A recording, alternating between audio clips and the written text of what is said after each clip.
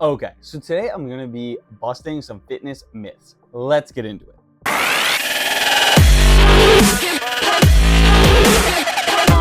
Okay, so today these are going to be 5 of the biggest and most common myths that you'll hear about the gym, and I'm going to explain to you why they are just, not true.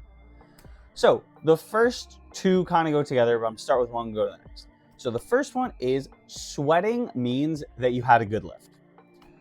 So first of all, let's just talk about what sweating is in general, because there is a level of correlation between sweating and having a good workout, but that does not mean that you had a good workout. So sweating is actually just a cooling mechanism of your body.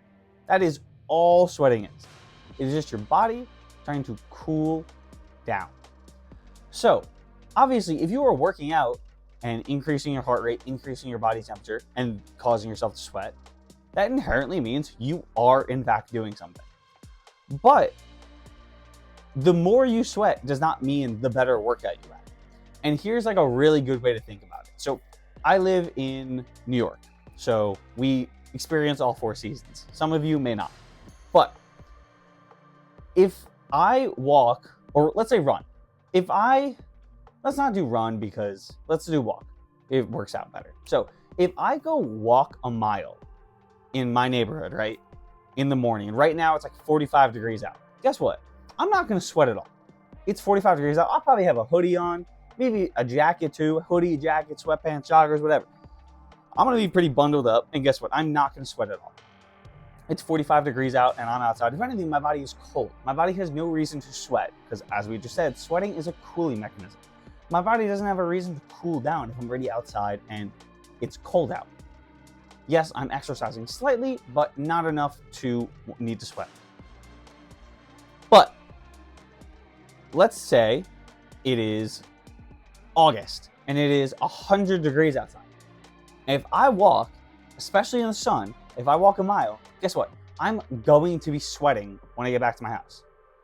But think about it. Either way, I just walked a mile in my neighborhood. I did the exact same exercise. The only difference that changed was the temperature outside. So sweating, though, as I explained earlier, if you're increasing your heart rate, increasing your body temperature due to exercise, there is some correlation of that, but that doesn't mean you had a good workout. Another good example could be you could just go run a mile. When I run, I'm way sweatier than when I lift. Especially if your gym is air conditioned. My old gym used to have some solid air conditioning. I just wouldn't sweat when I lifted. My body just was never hot. And I still made progress. I was still making gains, whatever. But my body didn't need to sweat. I didn't need to cool down. So there's a slight correlation between sweating and how good your workout was. But it really just means that your body was working hard. So is what it is. The next one is being really sore means you had a good workout. This is another one where there is some level of correlation, but not a whole crazy amount. Obviously, if you had a good workout, you're going to be sore to some degree the next day. You just are. You strained your muscles, and you're going to be sore the next day. That is what it is. But the level of soreness it's not a great indicator of how good your workout is, because if you remember the first day you lifted, after let's say however many years you hadn't lifted for, or if it was the first time ever in your life you lifted, guess what? That next day, if you pushed it, you were so unbelievably sore. But do you think those workouts were better than the ones you have now? No, they weren't better. Great example of this is when I first started working out. I will never forget this. My biceps were so sore that this was about as straight as I could get my arm the next day. Then on the second day, I could get it to here. And then finally on the third day, I could straighten out my arm. But I literally couldn't straighten it. That's how sore it was. I didn't have a better workout that day than I did. I hit back and buys yesterday. I had a way better workout yesterday for back and buys than I did on that day. But I was way more sore the first time. So a lot of it with soreness has to do with novelty. You get very sore because your body isn't used to doing whatever that movement is.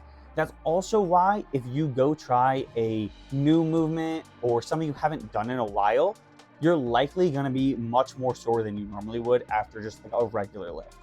Like, I don't flat bench press a lot, and every couple months I'll usually like flat bench press, and my chest is so sore the next day because I'm just not used to doing it anymore. So kind of like sweating, obviously, if you are sore, that is a good thing. Like, you should be sore after your workouts to some degree, but you shouldn't be so unbelievably sore. It doesn't really indicate you had a good workout. It just really means your body isn't used to doing whatever it was.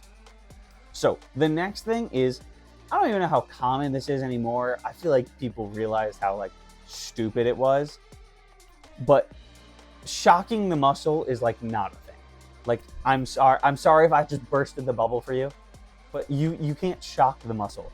Like, you can't hold the dumbbell like you're about to do a bicep curl and then like flip it and shoulder press, and you're gonna like see more gains because your bicep thought it was gonna get worked, and then your shoulder out of nowhere got worked. Like, that's not a thing. I'm sorry. So I don't really know where that came from, I'm gonna be honest, but it's just not a thing. So think about it this way, right? We all know we only have one brain. Your muscles are not thinking. They're not like, oh, I can't wait to go do this set of biceps, these set of curls, and I'm gonna do 12. Like, your muscles aren't thinking. Your muscles just respond to stimuli.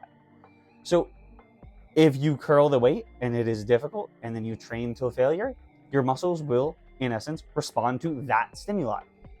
But like, you can't like trick them. Like, they're not thinking. You can't trick something that's not thinking. It would be like juking out a rock.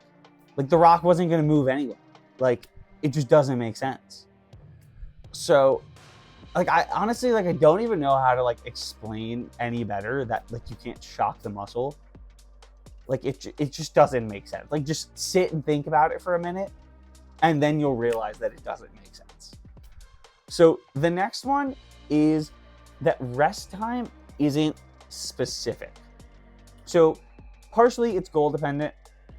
If your entire goal is strength, like lifting as much weight as you can during a specific lift, you're going to want a little bit longer rest time.